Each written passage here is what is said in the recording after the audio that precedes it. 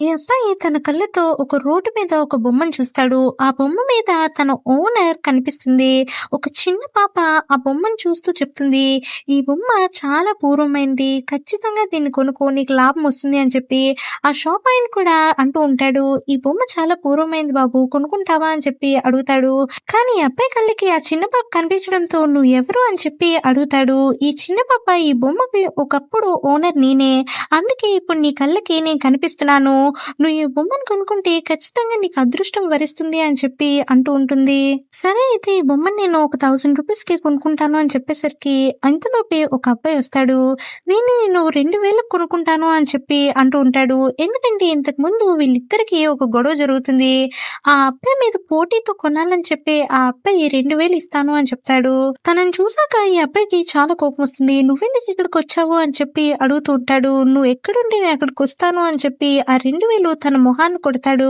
అక్కడున్న వాళ్ళందరూ కూడా అది చూసి చాలా అంటే చాలా నవ్వుతారు. తనకి ఎలా అయినా బుద్ధి చెప్పాలి అని చెప్పి ఆలోచిస్తున్న టైంలోనే ఆ పక్కనే ఉన్న అమ్మాయి చాలా అంటే చాలా డబ్బున్న అమ్మాయి. అదంతా చూస్తున్న ఆ పక్కనే ఉన్న అమ్మాయికి కోపం వచ్చి వెంటనే, "నువ్వు ఇచ్చేదేంటి 2000, నేనే ఇస్తాను" అని చెప్పి ఆ అబ్బాయి మొహాన్ని కొడుతుంది. ఈ అబ్బాయి కూడా ధైర్యం చేసి ఆ అబ్బాయిని ఫుల్ గా కొట్టేస్తాడు. కొట్టేసరికి ఆ అబ్బాయి మోకాల మీద సారీ చెప్తాడు. దాంతో అక్కడున్న వాళ్ళందరూ కూడా ఆ అబ్బాయిని చూసి నవ్వుతారు. ఆ అమ్మాయి ఆ అబ్బాయి ఇద్దరు కలిసి ఒక ఆక్షన్ కి వెళ్తారు. అక్కడి నుంచి అక్కడే కూర్చొని ఆక్షన్ లో పార్టిసిపేట్ చేద్దాం అనుకుంటారు. ఇంతలోపే అక్కడికి చాలా అంటే చాలా డబ్బున్న వాళ్ళు అక్కడికి వస్తారు. అక్కడున్న అన్ని వస్తువుల్లో మీకు నచ్చిన వస్తువుని తీసుకొని వేలం పాట వేసుకోవచ్చు అని చెప్పి అక్కడున్న అమ్మాయి చెప్తూ ఉంటుంది వాళ్ళందరికీ. ఇక్కడున్న డబ్బున్న ఆయన ఒక కత్తి మీద వేలం పాట వేస్తాడు. దాంతో ఆ అమ్మాయి లేపుతుంటే ఈ అబ్బాయి వెంటనే తన ఎక్స్రే పవర్ తో, "అది కాదు, నేను పక్కనున్న ఒక వెజల్ మీద వేస్తాను" అని చెప్పి అంటాడు.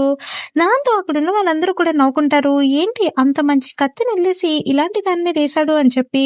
ఆ డబ్బున్న ఆయన తను కొనుక్కున్న కత్తి దగ్గరికి వెళ్తాడు. తన అబ్బాయి ఒక పుస్తకంలో దాని గురించి మొత్తం చదివి, "నాన్న, ఇది చాలా పూర్వమైంది అని చెప్పి రాసింది" అని చెప్తాడు.